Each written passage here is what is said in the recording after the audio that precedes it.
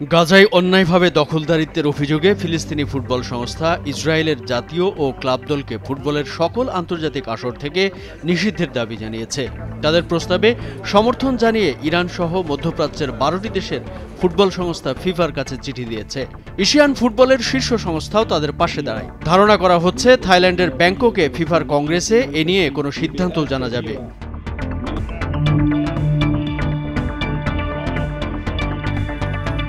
ফুটবলের শীর্ষ নিয়ন্ত্রক সংস্থা ফিফা আইনি প্রক্রিয়ার মাধ্যমে এই বিষয়টি নিয়ে সিদ্ধান্ত জানাতেও রাজি হয়েছে।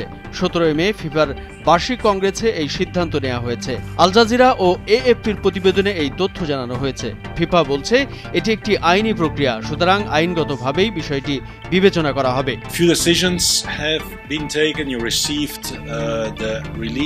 ফিলিস্তিনি ফুটবল সংস্থা যুক্তি দিয়েছে, ইসরায়েল আন্তর্জাতিক আইন ভঙ্গ করে ফিলিস্তিনি ভূখণ্ড অধিগ্রহণ করেছে এবং অধিকৃত ভূখণ্ডে অবস্থিত ইসরায়েলি ফুটবল দলগুলোকে স্থানীয় লিগে অংশ নিতে দিচ্ছে, যার ফলে দেশটির জাতীয় দল ও ক্লাব দলগুলোকে শাস্তির আওতায় আনা উচিত। দেশটি আরও যুক্তি দিয়েছে, ফিলিস্তিনি ফুটবল অ্যাসোসিয়েশনের আওতাধীন এলাকায় বর্ণবিদ্বেষ ও বৈষম্য চলতে দিয়ে ইসরায়েলি ফুটবল অ্যাসোসিয়েশন প্রকারান্তরে গাজায় ইসরায়েলি আগ্রাসনকে সমর্থন জানিয়েছে, যা ফিফার সনদের লঙ্ঘন।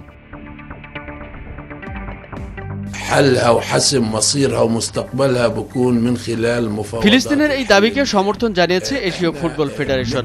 ফিফা সভাপতি জিয়ান্নি ইনফান্তিনো সম্মেলনে বক্তব্য দেওয়ার সময় জানান, ফিফা ফিলিস্তিনের দাবিকে বিবেচনায় নেবে এবং নিরপেক্ষ আইনজীবীদের সঙ্গে আলোচনা করবে। ফিলিস্তিনি ফুটবল অ্যাসোসিয়েশন পিএফএ আশা করছিল এই বৈঠকে ভোটের মাধ্যমে নিষিদ্ধের বিষয়টির সুরাহা হবে।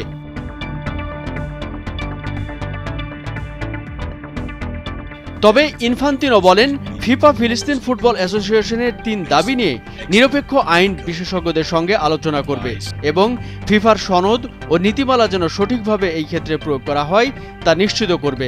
পরিস্থিতির গুরুত্ব বিবেচনায় এবছরের 20 জুলাইয়ের আগেই ফিফার একটি বিশেষ সভার আয়োজন করা হবে, যেখানে এই আইনি প্রক্রিয়ার ফলাফল নিরীক্ষা করে যথোপযুক্ত সিদ্ধান্ত নেওয়া হবে। এর আগেও সরকারের উদ্যোগের কারণে ফুটবল দলের বিরুদ্ধে ব্যবস্থা নিয়েছে ফিফা। 2022 সালে ইউক্রেনে আগ্রাসন চালানোর পর রুশ দলগুলোকে সব আন্তর্জাতিক প্রতিযোগিতা থেকে নিষিদ্ধ করা হয়েছে। ইসরায়েল নিষিদ্ধের দাবিকে বিদ্রুপাত্মক বলে অভিহিত করেছে।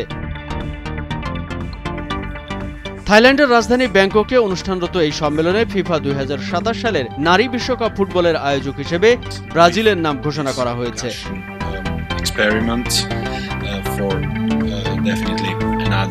কামরুজ্জামান আরিফ, ভোরের কাগজ।